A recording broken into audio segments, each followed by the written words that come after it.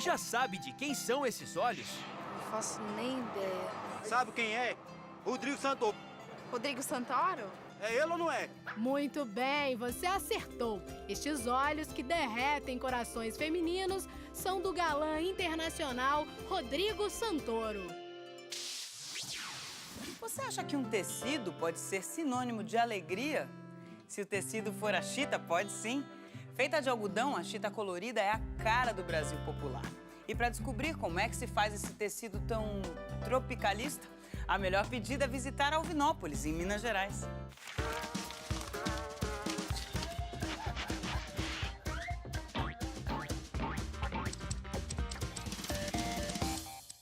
A chita, ela é proveniente da Ásia, mais precisamente da Índia. Lá ela tinha o nome de shinti, que significa tecido de algodão mais barato.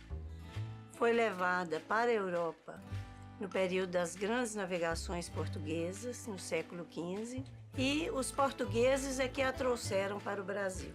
E ela é usada, por exemplo, no folclore, nas folias de reis, no congado. Também é muito usada no artesanato aqui no Brasil, na ornamentação de casas, cenários de novelas, bares, festas em geral. E hoje ela é sinônimo da nossa brasilidade. A Companhia Fabril Mascarenhas foi fundada em 1877 e uma das coisas que trouxe a empresa para cá foi justamente a mudança em água. Todo o maquinário da empresa foi importado da Europa. Isso foi na Segunda Guerra, final da Segunda Guerra Mundial.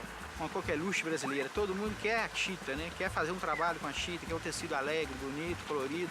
Bom, nós recebemos os fardos de algodão que vão para o processo de abertura, limpeza e mistura. Na cardagem a gente vai separar as fibras individualmente e transformar ela num véu. E esse véu depois ele é condensado numa fita. Em seguida ele vai para o passador, onde ele vai passar por um processo de estiramento.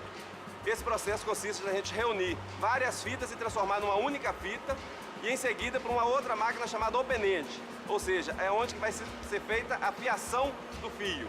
Sim, na parte de acabamento a gente vai ter a lavagem, vai ter a secagem desse tecido e ele vai ser estampado numa estamparia de cilindro, onde que ele vai receber as estampas de uma padronagem feita pelas nossas estilistas. A chita está na moda, está na onda, todo mundo está usando a chita. Inclusive, Alvinópolis vem sendo reconhecida no cenário nacional como a cidade da chita. Além de muita diversão, música e curiosidades, no Almanac Brasil também tem a hora do Papo Cabeça. Veja só quem convidamos para o programa de hoje.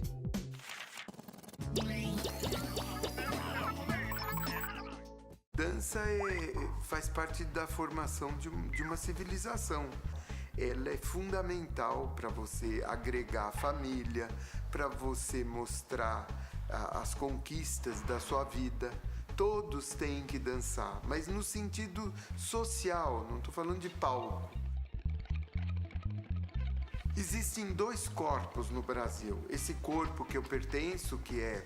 minha mãe era libanesa, meu pai italiano, outro é espanhol. Esse corpo é misto. Como trabalhá-los? É complexo, não é uniforme. Cada um apresenta um jeito de se mexer, problemas físicos diferentes. O corpo do jovem da periferia é uniforme. É da raça negra, cabocla, e tem questões e expressões muito iguais. Eu não conhecia esse corpo, eu não sabia como trabalhá-lo. Então, eu saí da sala de aula do aluno de uma classe média, média alta, que paga para vir fazer aula, que tem esse corpo misto, e conheci o jovem da periferia, do Rio, de São Paulo, trabalhei em Salvador. São corpos expressivos, porque andam pela cidade. Ocupa o metrô, ônibus, andam a pé. É um corpo que se comunica com a cidade, não é o corpo mais burguês sentado no seu carro, no seu escritório. É diferente. O cidadão dançante que frequenta a minha escola, ele possui mais cultura. Ele assiste concertos, ele viaja, vê outras culturas. É mais fácil no sentido de que qualquer informação vai abrindo portas que ele conhece. O jovem da periferia está preso ao funk. Então ele não tem grandes universos. Por isso que quando eu fiz Samoad, Meu Lágrimas, a gente trouxe músicos da Índia, dança indiana. Ué, pra que trabalhar isso com um jovem da periferia? Porque tem dedos, expressões finas, sonoridades de outros instrumentos, onde o jovem fica muito encantado. Ele fala, ué, o que é isso? A arte e educação complementa aquilo que a escola pública não ofereceu para o jovem, né? Linguagem verbal no teatro, matemática no tocar a música, dança no sentido de cognição, de aprendizado motor, para ele se concentrar para um trabalho intelectual, para que depois ele, ao sentar numa cadeira, observe um professor e se concentra num foco de aprendizado.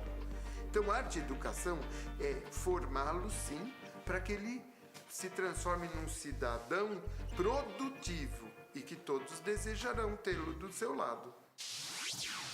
Em 1866, uma francesa que circulava pelas ruas do Rio de Janeiro usando fraque e cartola chamava a atenção da corte e do povo. Mas, aos poucos, todos foram se acostumando à presença de uma parteira de nome Madame du Rocher.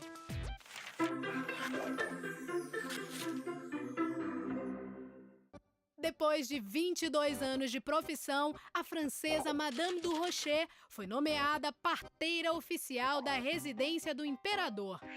A profissão de parteira era comum, mas poucas mulheres tinham diploma como ela.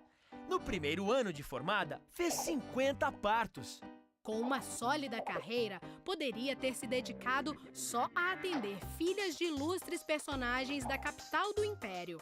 Além das damas da sociedade, atendia escravas e mulheres pobres, cuidava de recém-nascidos, indicava amas de leite, tratava de doentes. Dava até pareceres sobre virgindade. Em 60 anos de profissão, fez mais de 5.000 partos. A demografia brasileira não seria a mesma sem Madame du Rocher. O escritor Ernest Hemingway escreveu que o circo é o único lugar do mundo onde se pode sonhar de olhos abertos. E eu concordo com ele. Mas desde agora, de olhos bem abertos, eu vou sonhar mesmo com o nosso próximo encontro na semana que vem. Até lá!